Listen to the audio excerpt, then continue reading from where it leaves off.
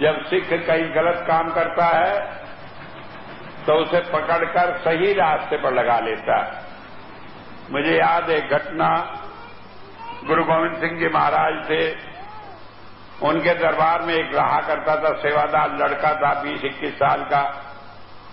तो एक दिन उसके माँ बाप आए, कहने लगे महाराज जी ये लड़का आपके यहाँ सेवा करता है, हमें तो बड़ा अच्छा है आपके यहाँ सेवा करता है, लेकिन हमारी एक इच्छा है कि इस लड़के को 4-5 दिन की छुट्टी दे दो, इसकी शादी कर दें, हमारी ये ड्यूटी खत्म हो जाए दुनियादारी के नाते, उसके बाद फिर यहीं आकर सेवा करता रहेगा। लड़का कहने लगा मुझे शादी नहीं करानी, मैं तो यही करूंगा सेवा, मैं तो शादी कराता ही नहीं, मेरा मन ही नहीं है दुनिया की चीजों में। महाराज जी कहने लगे भाई मैं जानता हूं तेरा बहुत प्यार है, लेकिन तू जा शादी करा, वो भी जरूरी कर्म है, वो तेरे भाग में लिखा है, होना है, नहीं होगा तो कहीं और गड़बड़ होगी। जब ये बात कहने लगे नहीं महाराज जी मुझे तो आपके चढ़ने के सिवा कुछ नहीं चाहिए। तो एक बात मैं बता दूं, संत से बात करना तो बड़ा आसान है, लेकिन बात को छोड़ तक निभाना बड़ा मुश्किल काम है। जैसे उसने कहा, कहने लगे मुझे कुछ नहीं चाहिए, कहने लगा अच्छा ऐसी बात है तो चला जा, वहां मैंने इजाजत दे दी, लेकिन जब मैं बुलाऊंगा तभी आना पड़ेगा, अगर मेरी खबर पहुंची तो जिस हालत में होगा उसी हालत में चलना पड़ेगा। अब वो चला गया, उसका शादी तय हो गई, वहां फेरे फिरने लगे, पंडित जी ने मंत्र शुरू कर दिए, 2 फेरे फेरे थे, मोड़ सिर पर बांधा था, पीछे औरत थी, पल्ला बंधा हुआ था। एक आदमी ने चिट्ठी दे दी और उसमें लिखा था कि गुरुजी ने तुम्हें ऐसे ही बुलाया जैसे हो। और पंडित जी कहने लगे कि 5 फेरे हो रहे, ये भी जरा देर में हो जाएंगे। कहने लगे नहीं बिल्कुल ऐसे ही बुलाया है, वो गांठ वाठ तोड़ दी, मोहर पटक दिया, कहने लगे ऐसे ही जाऊंगा। घर वाले कहने लगे अरे 5 फेरों में कितनी देर लगती है, 2 मिनट में सारा काम ही हो जाएगा, फिर चले जाना। कहने लगे नहीं गुरु की आज्ञा का उल्लंघन होगा, मैं तो अभी जाऊंगा। चला गया वहां से, और जगह दूर पड़ती थी, 2-3 दिन का रास्ता था, चलकर चलते चलते पहुंचा, रात 10 बज गए। जो बुलाने आया था वो भी साथ, तो वहां थक गए, गांव में लेट गए, कहने लगे आज लेट जाओ, सुबह उठकर चलेंगे। अब जब चारपाई पर लेटा तो याद आया कि आज तो मेरी शादी होगी, और फिर बीवी आती, खबर नहीं पैर दबाती, खबर नहीं क्या मंथन की बात करती। अब बेकार में यहां पड़ गया, जो यहां था तो 2 मिनट में क्या फर्क पड़ता था, अधूरा ही काम गुरुजी ने करा दिया। काल जो था उसने अपना असर शुरू कर दिया। तभी उसने कहीं सुना, कहीं से गाने की आवाज आ रही थी। उस गांव में बेड़निया रहती थी जो गाने का काम करती है। अब मन तो उधर लगाई था दुनिया में, सोचे चलो अब तो कुछ नहीं, अब तो गुरुजी का कहीं सफर नहीं करना, चलो वहां जाके गाना सुनाए। अब वहां से उठा, जाकर पहुंचा गाने वाले के घर कोठी पर, तो नीचे दरवाजा बंद। उसने खटखटाया, कहने लगे अभी दूसरे लोग गाना सुन रहे हैं, जब खाली हो जाएंगे जब तुम्हारा नंबर आएगा। अब बैठा वहीं, बैठे बैठे नींद आ गई। 2-1 घंटे में आंख खुली, फिर दरवाजा खटखटाया, फिर उसके बाद यही जवाब मिला कि अभी लोग खाली नहीं हुए, जब वो आज चले जाएंगे जब मिलेगा। वहां जब गाना सुनने जाते हैं वहां कायदा यही होता है, जब पहले वाले सुन जाएं तो सीट खाली होती है तो दूसरे आकर सुने। तो 2-3 दफे ऐसे करते हुए 4 बज गए। एक आदमी ने उसे फटकारा, कहने लगे तुम्हें कुछ पागलपन है क्या, जब खाली नहीं जगह है तो क्यों तुम जिद कर रहे। अब वो बैठ गया, वही पड़े पड़े नींद आने लगी। एक आदमी आया, वो कहने लगे भाई मैंने तुम्हें कहीं देखा है। कहने लगे मुझे कहां देखा है, जब मैं 4-5 साल का था मेरी मां तो वहां गुरु गद्दी पर चढ़ा आई थी, और मैं तो जब से वही गद्दी पर रहता था, मुझे तुमने कहां देख लिया होगा। कहने लगे तेरी मत मारी गई, सारी उम्र तूने गुरु की सेवा बिताई, अब यहां पड़ा हुआ क्या कर रहा है। अब उसे अकल आई, कहने के बड़ा बुरा काम हुआ। अरे गुरु के सेवक को शोभा थोड़ी देता है जो ऐसे नाचने वाले के यहां जाकर गाना सुने। भागा वहां से, भागम भाग 2 दिन भाग मर के गुरु साहब के दरबार में आया। अब गुरु साहब अपना चारपाई पे लेटे हुए थे, लोग ऐसे बैठे थे। किसी ने कहा फला आदमी आ गया। गुरु साहब ने करवट ले ली दूसरी तरफ को, वो आदमी ले जाकर उधर पेश किया, कहने लगे फला आदमी आ गया, गुरु साहब ने दूसरी तरफ को करवट कर ली। वो आदमी सोचने लगा जब तो गुरु साहब को इतना जरूरी काम था, मेरा भी हावी पूरा नहीं होने दिया। अरे ये पड़े करवट बदल रहा है, इन्हें कुछ फिक्र ही नहीं कि भैया आ गया, इसके हाल चाल तो पूछ लो। कहने लगा अजीब बात। जब उसने अपने मन में ये बात सोची, गुरु साहब उठकर बैठ गए। कहने लगे कल रात तूने मुझे सारी रात तंग करा, मैं वहां तेरा पहरा देता रहा और अब मुझे नींद आ रही, मैं सोता हूं, अब सोने नहीं देता, अब उल्टी बात सोच रहा। कहने क्या मतलब कि वो आदमी मैं ही तो था जो दरवाजा अंदर बंद करे बैठा था कि तू ऊपर न आ जाए। तो होता ही है, गुरु हमारी संभाल करता है। वेद क्या कहता है कि वो हमें पकड़कर सही रास्ते पर लगाता है, चाहे वही कहीं हो या न हो। और तीसरी बात यह है कि वो हमें अपनाता है। कोई नहीं देखता हमारे अंदर क्या गुण है, क्या बुराई है।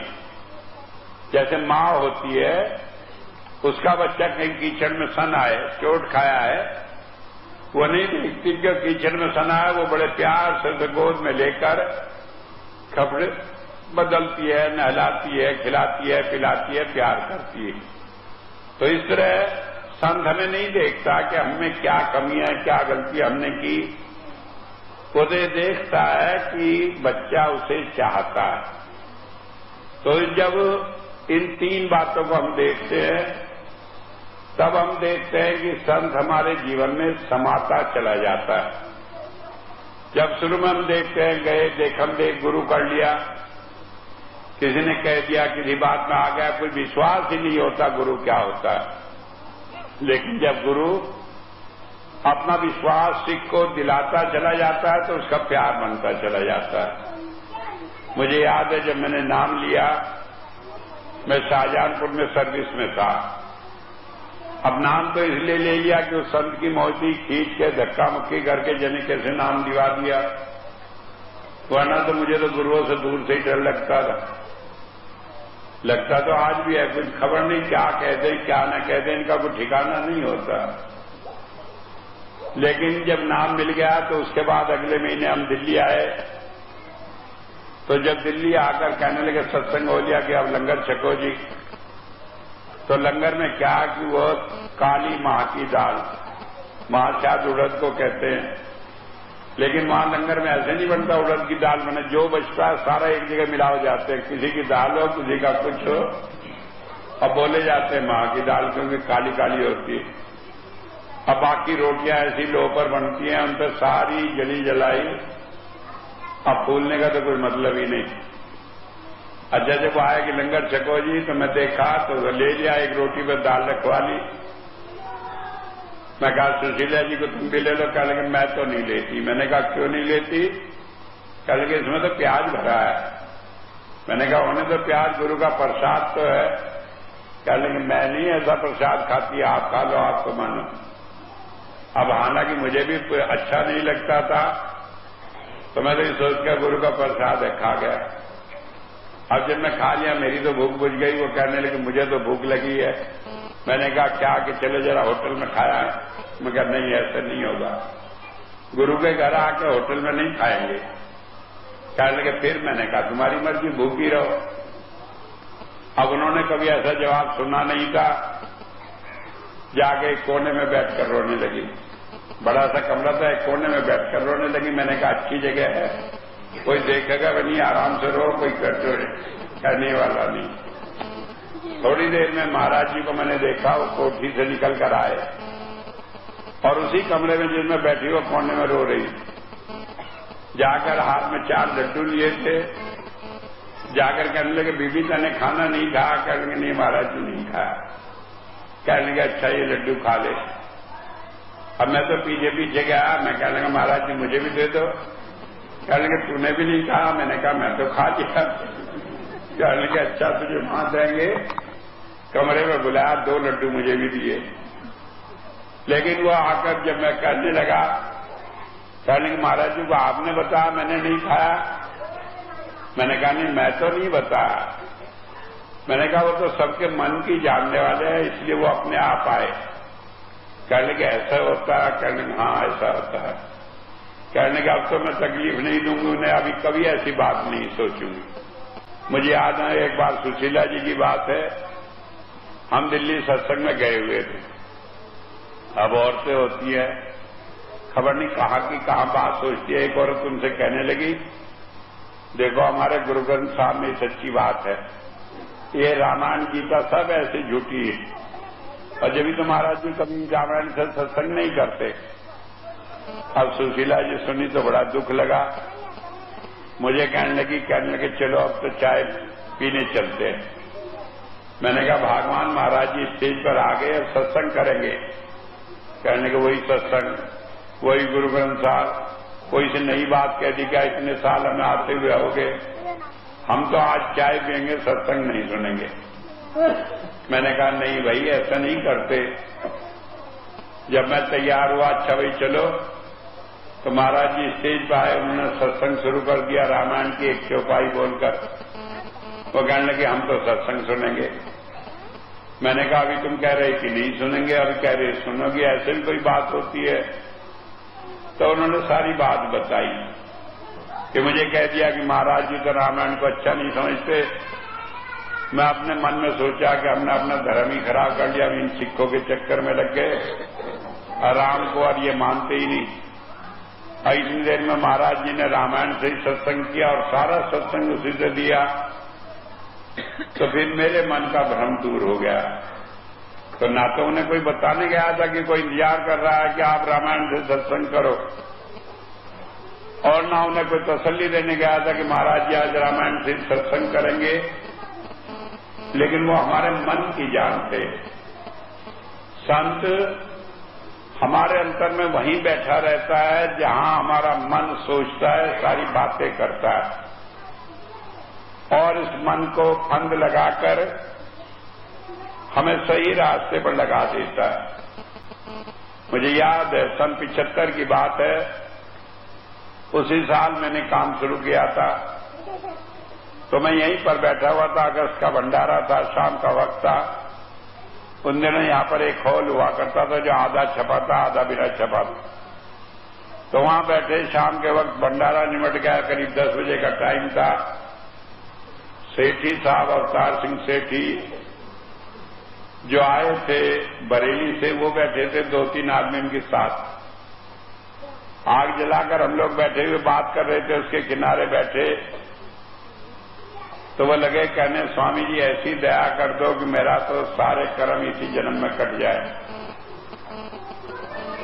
मैंने कहा बड़ा मुश्किल काम है, ये तो बड़े कर्म है। कल कितने कर्म सब भोग लूंगा, इसी जन्म में कट जाए। मैंने कहा अच्छा भाई। अब वो खुश हो गए। मेहर सिंह जी उनके साथ थे, वो उन्हें अपने घर ले गए। यहां मिल के गेट के अंदर ही, बाहर का जो दूसरा गेट है उस पे पास में मेहर सिंह का मकान था। वो मुश्किल से घर पहुंचे। मैं चारपाई बिछाकर यहां लेट गया बाहर चबूतरे पर। उसके आध घंटे बाद वो दोबारा आ लिए मोटरसाइकिल से दंदनाते। मैंने क्या हुआ, कहने लगे सेठी साहब को हार्ट अटैक हो गया। मैंने कहा आप तो गए थे यहां से। कहने लगा हाँ लेकिन उन्हें हो गया। मेरे घर आके मरना हो, उसका मेरे पे इलाज ही क्या है। कहने लगे नहीं आप चलो, मगर चलकर मैं क्या कर दूंगा। कहने लगा आप चलो। अब मैं गया उनकी मोटरसाइकिल पर, यहां मैली पर, वो तेजी से भगा कर ले जा रहे थे। मैंने आंख बंद गई तो महाराज जी कहने लगे नहीं उससे हार्ट अटैक नहीं हुआ।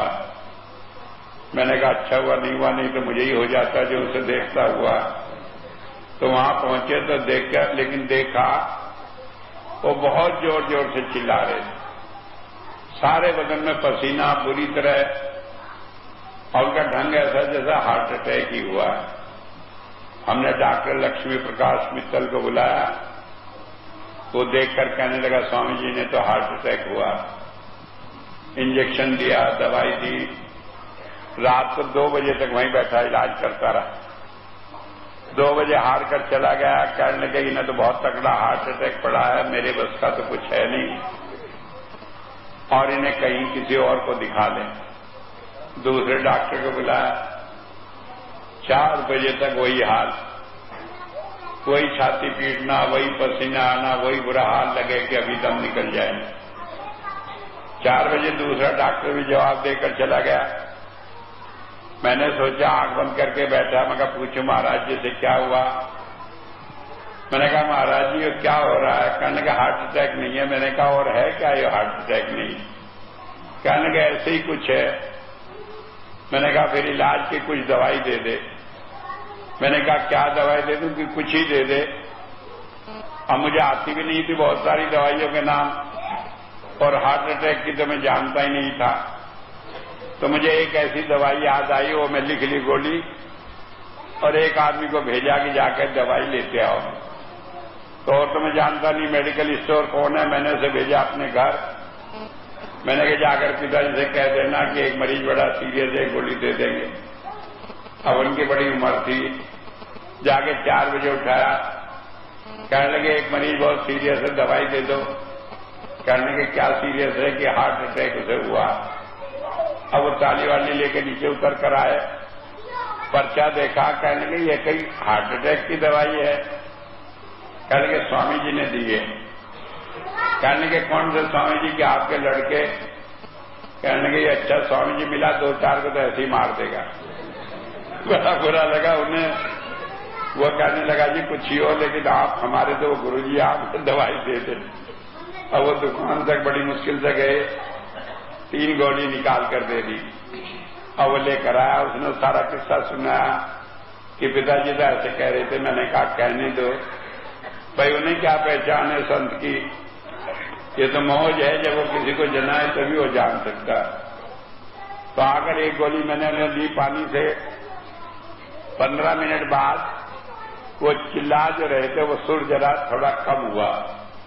पहले 5 मिनट में जोर से चिल्लाते थे, अब 10 मिनट बाद चिल्लाने लगे। फिर दूसरी गोली दी तो उसके बाद उनका चिल्लाना बंद हुआ, पसीना ठीक हुआ और उठकर बैठ गए।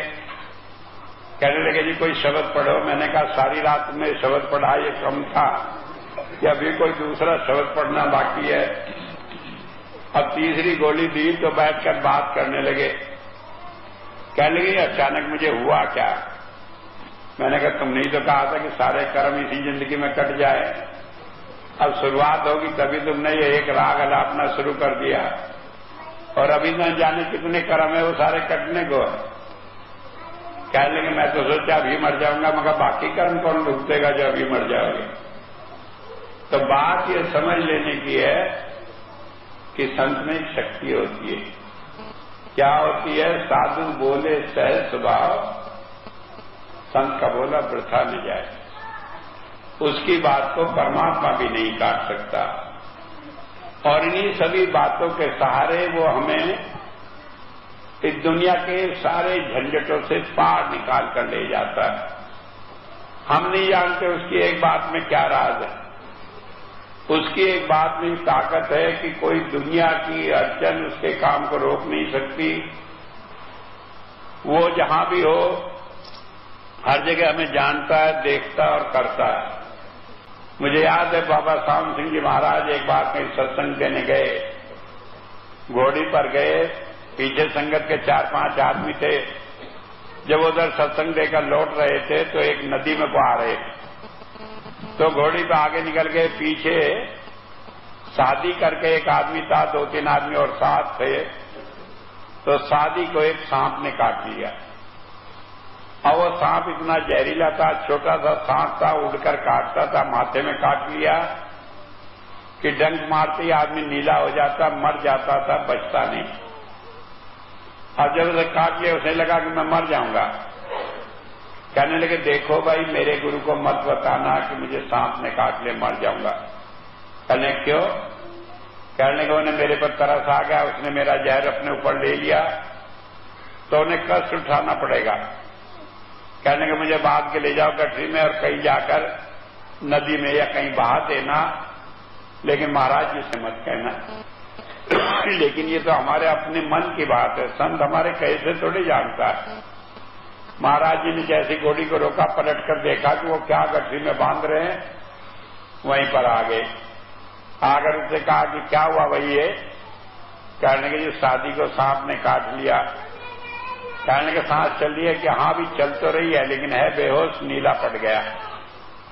कहने लगे मैंने तो ये सुना था कि नीम की टहनी लाओ तो उससे जहर उतर जाता है। कहने लगे जी यहाँ नीम कहाँ है, यहाँ तो कहीं दूर दूर तक नीम नहीं है, सारी नदी की बालू है, कहीं नीम दिखाई नहीं देता। कहने को पेड़ है वो नीम जैसा ही है, नीम ही होगा, जाओ उसी की टहनी तोड़ लाओ। अब एक आदमी तोड़ रहा है, झूठ मूठ से छुआई, उसे फेंक दी, वो आदमी खड़ा हो गया, जिंदा हो गया। वो रोने लगा कि किसने बताया कि मुझे सांप ने काट लिया। कहने तो खुद आ गए, किसी ने बताया नहीं। तो कहने का मतलब है वो तो एक बहाना भर करता है, लेकिन इस बहाने को वो पर्दे में रखता है, नहीं तो लोग जीने न दे। कोई संत का कहना न माने, उसके जिम्मे यही काम हो जाए कि झाड़ फूंक करता रहे और बाकी काम कोई चले नहीं। संत इसलिए नहीं आता कि हम इन सारे कामों को करें, लेकिन संत इसलिए आता है कि हमें भक्ति कराए, और जहां जहां हमारा मन रुकावट पैदा करे और झंझट हो तो वहां ऐसे कामों को करके उन सारे झंझटों से निकाल लेता है। तो वेद क्या कहता है कि संत हर घड़ी हमारे साथ रहता है, अंग संग रहता है, कभी हमसे अलग नहीं होता, सारी चीज वो जानता है। और माफ करना, जितना भी दुख सुख है हमें हो रहा है वो भी वो जानता है। जितना वो ठीक समझता है उतना भुगतवा देता है, जितना ठीक नहीं समझता उसे हटा देता है। ये नहीं कि उसे मालूम नहीं उन सारी बातों की। हम रोते हैं, गाते हैं दुख सुख की बात, ये खाली हमारे मन का भ्रम है, उससे कोई बात छिपी नहीं होती। और न वो इन बातों से कभी बदलता किस बात से है कि जब वो देखता है कि किसी आदमी का विश्वास डामाडोल हो रहा है, तो उस विश्वास को जमाए रहने के लिए वो कभी कभी उन शक्तियों से काम लेकर परमात्मा का नियम भी एक तरफ रखकर अपना हुक्म चला लेता है। लेकिन उसका उद्देश्य एक ही होता है कि जीव परमात्मा के रास्ते पर लग जाए। मुझे याद है जब मैं शुरू में सन 74 में, सन 75 की जनवरी में लखनऊ गया तो लाला रामचरण वहां होते थे। वो मेरे से कहने लगे आप कहां से बीच में संत निकल आए। मैंने कहा क्यों, कोई और भी था क्या? कहने लगा हाँ, मुझे तो धर्मवीर ने बता रखा है कि वही संत है, वही काम करेगा। मैंने कहा तुम कैसे जानते हो? कि महाराज जी के जमाने में भी यही कहा करता था, मैं तो सचखंड से ही बोल रहा हूं, यहां तो ऐसी दुनिया में खड़ा हूं। मैंने कहा भाई ठीक है, वो सचखंड वाला होगा, लेकिन मैं तो आया हूं, काम तो मुझे यहां करना है। कहने लगे नहीं, मैं तो विश्वास नहीं मानता। मैंने कहा नहीं मानते, कोई बात नहीं, हो जाएगा विश्वास। कहने लगे मुझे कभी विश्वास नहीं होगा, मुझे तो जब होगा जब धर्मवीर ही कहे कि हाँ आप हैं। मैंने कहा वही कह देगा। कहने लगे वो कैसे कह देगा, वो तो खुद ही गुरु बना है। मैंने कहा अपने आप कह देगा। अब क्या हुआ कि जब मैं चला आया वहां से, 2 महीने बाद धर्मवीर ने खबर भेजी उसे टेलीफोन, कहने लगे 10,000 रुपये लेकर चले आओ। कहने लगे क्यों? क्या लोगों का देना लेना है, वो जब मैं निपटा दूंगा तो खाली हो जाऊंगा, फिर लखनऊ आकर फिर पूरी तरह आश्रम के काम में लग जाऊंगा। अब मैंने सोचा चलो देना लेना है, निपटा देंगे, फिर रहेंगे आश्रम में। वो 10,000 रुपये दिया है। उसके बाद एक बीच में मैं गया, कहने लगे अब तो धर्मवीर ने पक्का काम कर लिया कि उन्होंने लेना देना भी निपटा दिया, अब 2 महीने बाद यहां आकर फिर ये सत्संग शुरू करेंगे। मैंने कहा बढ़िया। कहने लगा आप तो कहते थे आपको महाराज जी ने भेजा। मैंने कहा मुझे तो भेजा, लेकिन धर्मवीर की बात धर्मवीर जाने, मैं उसे क्या कहूं। तो उसके 4-5 महीने बाद में गया तो लाला रामचंद्र वहां सिर पीट कर रोने लगे। मैंने कहा हुआ क्या? कहने लगे वो तो बहुत बदमाश निकला, बड़े धोखेबाज था। मैंने कहा क्यों, क्या हुआ? कहने लगे जब आपसे मैं मिला था पिछली बार, उसके 2 महीने बाद फिर टेलीफोन आ गया। कहने लगे 15,000 रुपये लेकर तुरंत चले आओ। तो मैंने कहा कि भाई मैं कब तक देता रहूंगा कि बस ये आखिरी है, उसके अगले दिन मैं तुम्हारे साथ चल दूंगा। मैं 15,000 रुपये दिया। तो उसके बाद 15 दिन बाद फिर टेलीफोन आ गया कि 20,000 रुपये लेकर आ जाओ। कि मैं कहने लगा कि मैंने तो एक साल में 10,000 की सेवा निकालता था, 10 पहले दे लिए, 15 और दे लिए, 20 और मांग रहे हो। कहने लगे पैसे कहां जाएंगे, कहीं पेड़ों पर लगते हैं क्या? जब उन्हें ये बात कही तो धर्मवीर ने कहा कि तेरा नाश कर दूंगा, क्या उल्टा सीधा बोलता है, रुपये लेके चुपचाप चला। बढ़िया कहीं का लालची आदमी उल्टी सीधी बातें करता है। अब वो घबराया, कहने लगे ऐसे ही अगर धमकी देकर रुपया लेंगे तो मेरा सारा रुपया ही चला जाएगा। तो उन्होंने उसे तो मना कर दिया कि मैं तो आता नहीं। मेरे पास दौड़ा दौड़ा आया कि मैं आपका पैर पकड़ता हूं, मुझे बचा लो। मैंने कहा क्या हुआ? कहने लगे ऐसा नाश हो जाएगा। मैंने कहा तो उसे कह दे। कहने लगे मैंने स्वामी से बात की तो उसने कहा तेरी ही हो तो नाश हो, मेरा नहीं होगा, और एक पैसा नहीं दूंगा चाहे तुम कितनी कोशिश कर लो, उल्टी बातें कर। बात खत्म हो गई। उसके बाद उन्हें बतेरा कहा, 2-3 दफे टेलीफोन किया, कुछ नहीं हुआ। और फिर बाद में उन्हें महाराज जी ने यकीन दिवा दिया लाला रामचरण को, और वो लग गए हमारी साथ। तो कहने का मतलब है कि वो परमात्मा अपने आप कोई तरीका ऐसा कर देता है कि वो संत के द्वारा अपने काम को करा लेता है। उसमें हमारी बुद्धि नहीं लगानी पड़ती, अपने उपाय नहीं सोचने पड़ते। क्या सोचना पड़ता है? कोई हमारी बात हो, हम परमात्मा के ऊपर छोड़ दें, वो रास्ता अपने आप दिखा देता है। और इसी तरह फिर हम परमात्मा के कहने में रहने वाले बन जाते हैं। तो वेद कहता है जब प्रभु आश्रित हो जाता है, परमात्मा उसके आगे पीछे रहता है, उसके सारे काम करता है। इसके लिए कहा है पीछे पीछे हर फिरे कहत कबीर कबीर।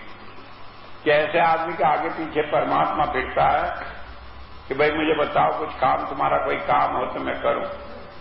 वेद में भी आया कि परमात्मा संत का ऐसा होता है जैसे कोई घरेलू नौकर हो, उसके सारे काम आगे पीछे दौड़कर करता है। लेकिन कब जब हम परमात्मा पर फिदा हो, हमारा सब कुछ परमात्मा हो, तो परमात्मा फिर हमें भी अपना लेता है। तो आज जरूरत है कि हम अपने मन को परमात्मा के साथ जोड़े रखें, और जब परमात्मा के साथ जोड़े रखेंगे तो आपके सारे काम बनेगा, कोई काम आपका बिगड़ नहीं सकता। बिगड़ता कहा है जब हम डामाडोल होकर परमात्मा को छोड़कर इधर उधर भागना शुरू कर देते हैं कि लो चलो परमात्मा तो सुन नहीं रहा, और किसी देवी देवता को मनाओ, पीर पैगंबर को मनाओ, कोई मत्था टेकाओ। क्या लगता है? रुपया 2 रुपया तो लगता है, लेकिन इस ₹2 में हम इतना बड़ा घाटा कर लेते हैं कि हमारा विश्वास टूट जाता है, और फिर परमात्मा भी हमारा यकीन नहीं करता है। तो झूठा आदमी है, तो कभी इधर कभी उधर फिरता है, तो कहता है कि पहले धक्के खा लो, जब तुम्हारा मन बन जाएगा तब आना। तब ये तुम्हारी मर्जी है कि भाई धक्के खाकर परमात्मा की शरण ग्रहण करो या अपना प्यार जोड़े रखो, और वो सारे दुख सुख को बड़े आराम से खत्म करके हमें उनसे निकाल कर उबार कर हमें परमात्मा के देश में वापस पहुंचा देता है। तो वेद ने कहा गुरु की शरण पकड़ ली तो मजबूती से पकड़े रखो, आप पार हो जाओगे। कोई दुनिया की ताकत हमें उस मामले से अलग नहीं कर सकती। एक हमारा विश्वास उसके साथ जुड़ा रहे। एक बार हमारे मन में जरा सा भी अभाव आ जाता है तो उसके लिए हमें थोड़ा खमियाजा भुगतना पड़ता है, नुकसान उठाना पड़ता है, लेकिन आखिर में आना गुरु की शरण में पड़ता है और कोई ठिकाना नहीं। तो एक बात है, चाहे आप धक्के खाकर आओ या प्यार से जुड़े रहो, या आपके ऊपर है। जैसा जितना जिसका प्यार जुड़ा रहता उसी तरह उसके सारे काम होते चले जाते। तो इतनी बात कहकर ही मैं अपनी बात को खत्म करता हूं।